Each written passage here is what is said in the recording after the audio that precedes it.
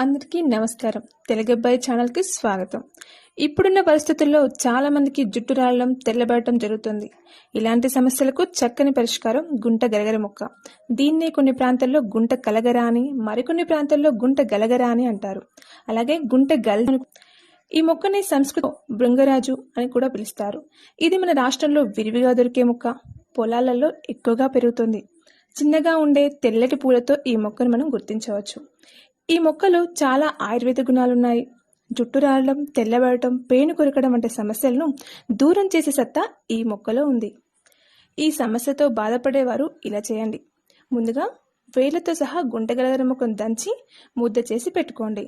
దానికి 4 రెట్ల నువ్వుల నూనె కలిపి పొయ్యిపై తేమ లేకుండా అయ్యే వరకు బాగా మరిగించండి.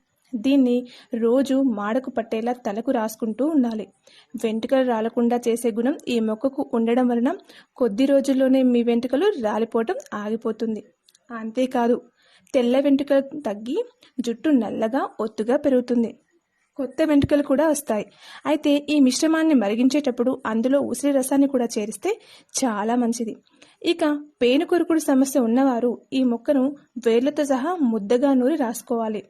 ఇలా ఒక వారం రోజులు చేస్తే తేడా మీకే తెలుస్తుంది.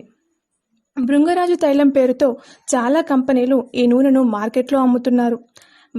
వాటిని కొనే బదులు మీరే ఇలా సహజ సిద్ధంగా ఈ నూనెను తయారు చేసుకుని మంచి ఫలితాలను పొందండి.